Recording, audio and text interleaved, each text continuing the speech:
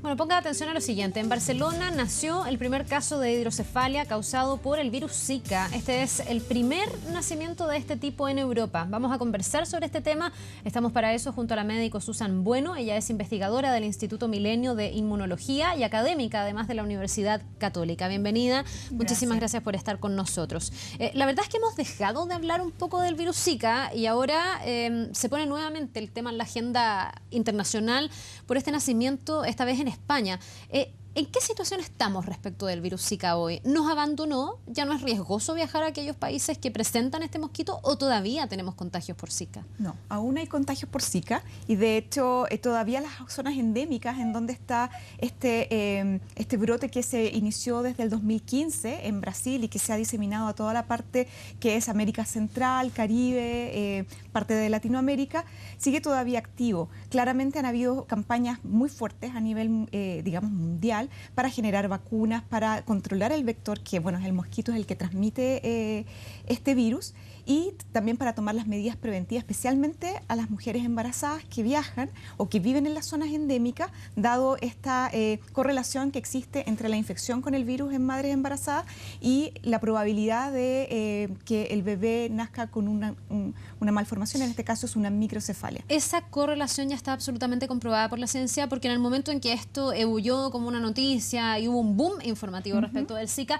incluso algunos lo ponían en duda, decían, bueno, no está demasiado certificado todavía, estamos viendo, lo estamos estudiando. Cuando ya tenemos un caso, por ejemplo, en España, esta era una familia además que había viajado a Latinoamérica, estos padres sabían que corrían el riesgo, que su hijo venía con malformaciones y con daños a raíz del Zika, ellos decidieron no abortar y tenerlo igual. Pero uno podría decir, a lo mejor la causa fue otra, causas genéticas y no necesariamente el mosquito. ¿Está comprobada esa relación? Claro, justamente como tú dices, en el caso de este virus, cuando se inició este brote, digamos, del virus en Brasil y se empezaron a aumentar o a registrar aumento de casos de la microcefalia, obviamente había una correlación, pero todavía no habían datos exactamente que probaran directamente que la infección del virus podía causar la enfermedad, podía ser por el control por otros factores, como tú decías, por ejemplo, el control de los mosquitos, se necesita insecticida, que posiblemente también pudiese causar un efecto que fuera de una malformación congénita. Nocivo para el feto. Exactamente.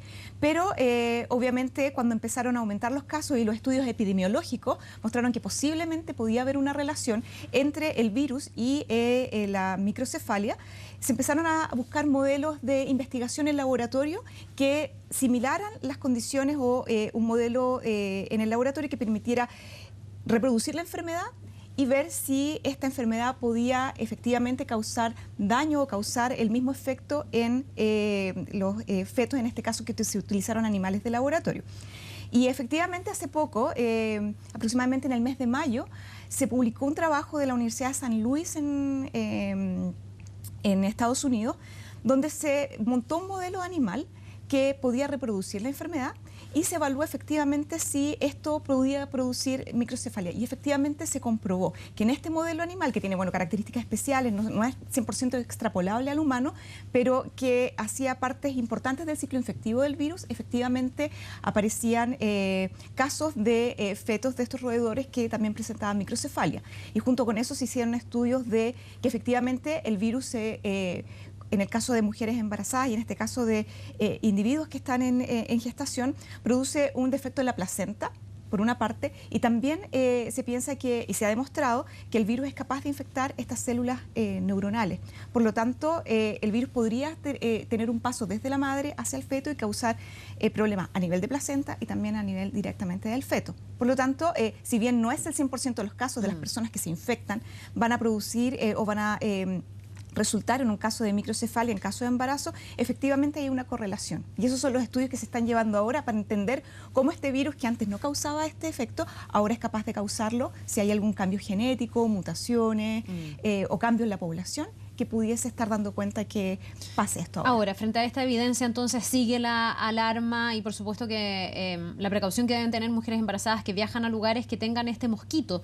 Mucho se habló en el boom de la noticia que se estaba desarrollando una vacuna. ¿Esa vacuna todavía no existe? ¿No hay forma de prevenir el Zika, de blindarse contra el Zika? Claro, actualmente la vacuna se desarrolla en su fase experimental. De hecho, se desarrollaron dos tipos de vacuna. Una basada en un virus atenuado, es decir, que que tiene todas las características del virus, pero que no causa la enfermedad, y otra es basada por métodos de genética molecular, que es una vacuna de DNA, que no es el virus, simplemente es un material genético que va a permitir que el sistema inmune del individuo que lo recibe pueda realizar generar una defensa, ya sea de células y anticuerpos, contra este virus.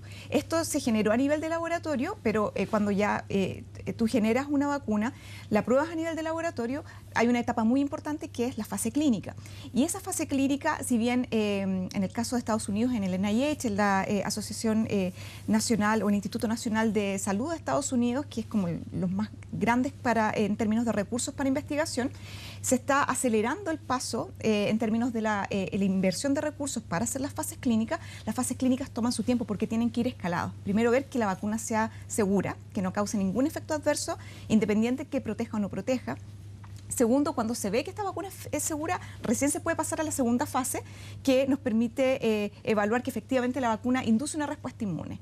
Y en una fase, después de eso, una fase 3 y 4, ahí recién se puede probar que efectivamente el virus, o sea, la vacuna previene la infección con el virus. Y por lo tanto, este es un tiempo, en el mayor de los casos acelerados, son un año. Ya, si es que o sea, estamos lejos todavía de la vacuna. Aún Te lo pregunto estamos porque la proyección que se ha hecho, y estaba leyendo algunos informes, es que este virus podría estar presente de 2 a 3 años y que en ese intertanto podrían contagiarse 1,5 millones y más, entre 1,5 millones y 2 millones de mujeres en el mundo, porque Exacto. finalmente son mujeres que también viajan, se mueven, todos estos temas finalmente terminan siendo globales. ¿Cuál es la recomendación entonces para la gente? En Chile no tenemos el virus Zika, no al menos en Chile continental, porque tenemos esta barrera del desierto que de alguna manera nos aísla, pero sí tenemos hoy día un transporte mucho más habitual de gente hacia lugares más caribeños, con estas condiciones climáticas particulares que permiten que el mosquito opere. Exactamente. De hecho, nosotros, si bien nuestro país está principalmente, digamos, libre de este mosquito, en la parte más norte, en Arica, se han detectado la presencia de este microorganismo. Por lo tanto, esto no quiere decir que nosotros estemos inmunes. Eventualmente, esto podrían darse casos. Y bueno, los principalmente casos que se dan en zonas donde no es endémico el mosquito es principalmente la gente que viaja. Y la gente que viaja y va a zonas endémicas, claramente la recomendación es que tiene que tener cuidado en términos de la forma de transmisión principal de este virus a través del mosquito, del vector. Y por lo tanto, tener la precaución de usar repelentes, de tener métodos físicos para evitar el contacto con mosquitos. Y, por supuesto, de hecho, la Organización Mundial de la Salud, la CDC, ha incluso dado la recomendación que mujeres embarazadas o en planes de embarazo se restrinja de viajar a las zonas que son endémicas, mientras no se tenga, claro, efectivamente más estudios sobre la correlación y, por supuesto, métodos de prevención directos como vacunas, el riesgo siempre va a ser inminente. Por lo tanto, es importante considerar esto. Otra de las cosas que se dijo en el boom de esta noticia y cuando este brote empezó, era que hay etapas del embarazo que finalmente son más sensibles a la posibilidad de que resulte un contagio y después una guaguita que tenga esta microcefalia. Tú me dices, mujeres que estén en planes de embarazo o que estén embarazadas, ¿es porque esta primera fase es la más compleja? En principio sí, pero básicamente mientras no se conozcan y no se pueden hacer estudios a largo plazo a nivel de mujeres embarazadas, para tener, digamos, un número muy importante de mujeres que hayan efectivamente tenido un bebé que tenga microcefalia, va a ser muy difícil determinar cuál es efectivamente una etapa específica del embarazo. Por lo tanto, es importante, mientras no se tenga el conocimiento, tener el máximo de precauciones y tener la precaución para mujer embarazada en cualquier época del embarazo, sobre todo si ya hay un embarazo en curso, evitar viajar a las zonas endémicas, que es lo más importante. ¿En qué quedó la transmisión sexual del virus Zika? ¿Se ha podido demostrar fehacientemente que hay este tipo de transmisión, aunque la principal es la picadura directa del mosquito? Exactamente, la CDC y también la Organización Mundial de la Salud efectivamente indican que es una forma de contagio, y más importante aún, también se ha detectado, y que yo lo encuentro muy preocupante, es el hecho de que se han detectado muchos casos de transmisión a través de transfusión sanguínea, que eso también estaría dando cuenta que el virus se mantiene en fluido, se mantiene en sangre,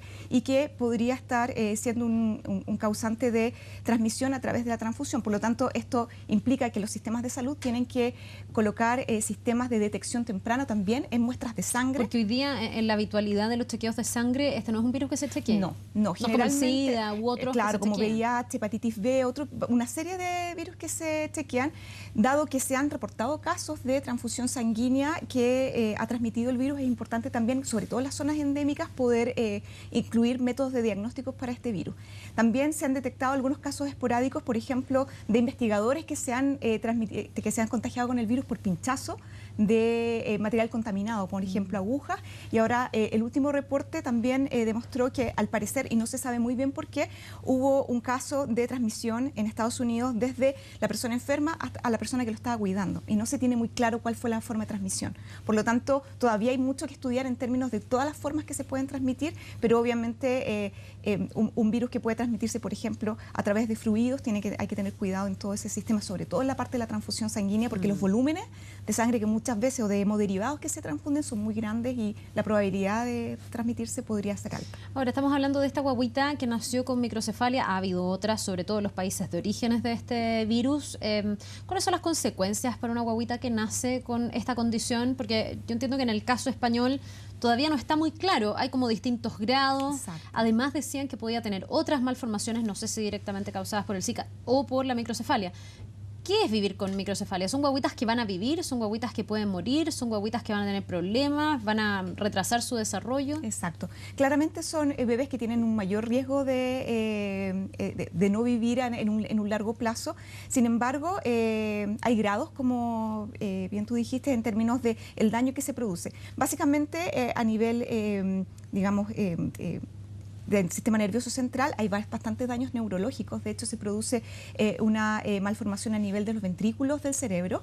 Y otra cosa importante es que también se han reportado otros daños neurológicos, como por ejemplo problemas visuales, que incluso no se pueden no estar asociados a una microcefalia, pero sí el hecho de haber tenido una infección en el embarazo se pueden generar otros daños neurológicos, como en el caso de problemas oftalmológicos.